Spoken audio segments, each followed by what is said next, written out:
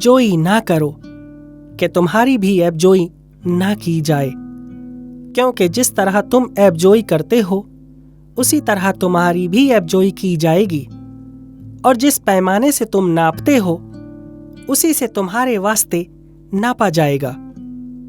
तू क्यों अपने भाई की आंख के तिनकों को देखता है और अपनी आंख के शहतीर पर गौर नहीं करता? और जब तेरी ही आंख में शहतीर है तो तू अपने भाई से क्यों कर कह सकता है कि ला तेरी आंख में से तिनका निकाल दूं? ऐ रियाकार, पहले अपनी आंख में से तो शहतीर निकाल, फिर अपने भाई की आंख में से तिनके को अच्छी तरह देखकर निकाल सकेगा।